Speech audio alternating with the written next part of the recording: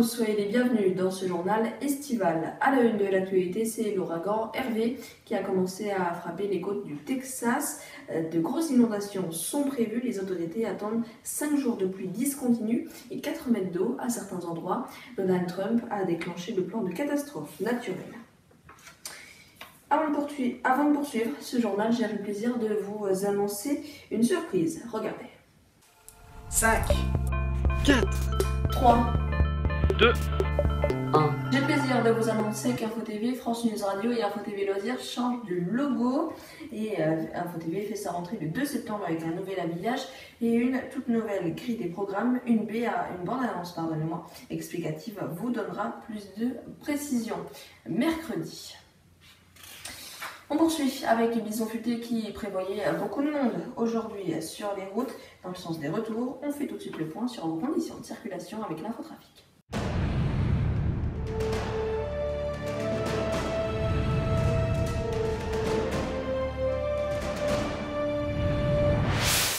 Aujourd'hui, il y avait beaucoup de monde dans le sens des retours. Bison Futé voyait rouge et orange dans le sens des départs. Demain, dimanche, ce sera vert dans le sens des départs, orange dans celui des retours. Et puis lundi, ce sera aussi orange en Ile-de-France, vert dans les deux sens de circulation.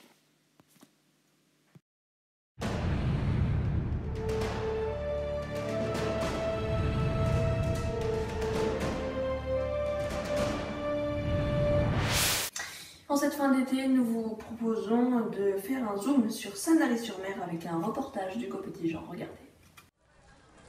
Sanary-sur-Mer, Toulon,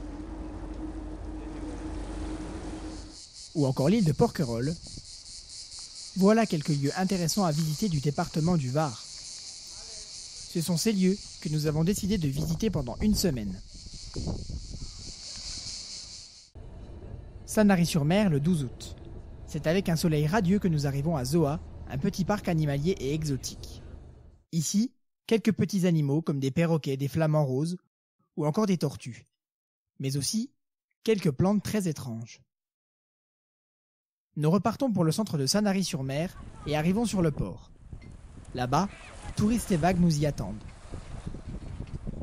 Le temps de s'installer et de poser nos bagages que la journée se termine déjà. Le lendemain, nous profitons de l'animation de la ville de Sanary-sur-Mer pour faire le marché matinal quotidien.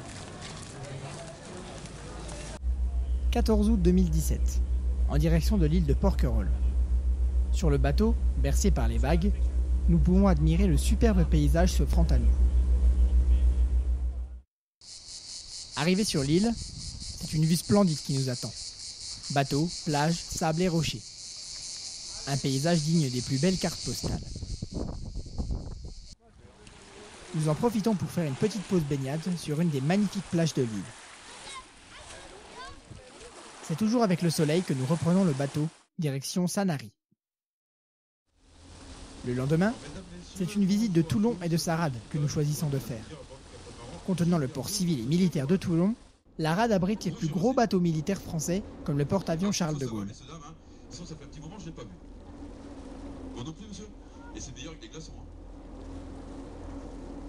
Ce port militaire est bordé de panneaux de défense d'entrée et des bouées y sont placées pour empêcher les plongeurs d'y pénétrer en nageant sous l'eau. C'est un port militaire extrêmement bien gardé, même il y a très longtemps. En effet, il n'y a qu'un chemin pour y pénétrer, et jusqu'au XIXe siècle, ce port était gardé par 3 forts situés sur la côte qui bombardaient les navires ennemis. Par chance, nous visitons Toulon un 15 août. Nous avons donc pu admirer la patrouille de France effectuer leur meeting dans le ciel de la ville.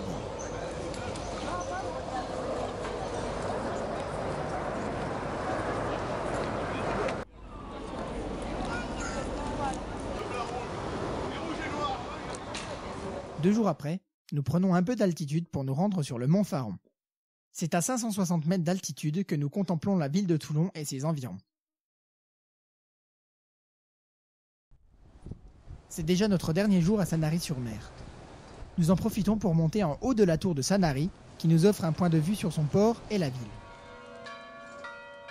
Voilà donc de très beaux endroits à visiter si vous aimez marcher, de quoi rentrer avec de très beaux clichés et plein de souvenirs.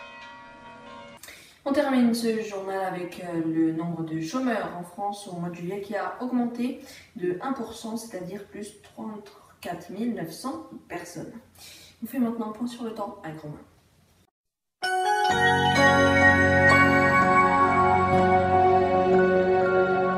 Bonsoir à tous. Demain matin, la météo sera plutôt ensoleillée, sauf dans le Grand Est, l'Île-de-France, le centre Val-de-Loire, la Nouvelle-Aquitaine et la Bourgogne-Franche-Comté où les averses seront de mise.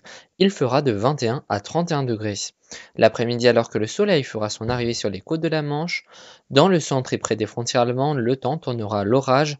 Ailleurs, les éclaircies seront au rendez-vous avec quelques gouttes près de Bordeaux. Côté température, elles iront de 19 à 30 degrés.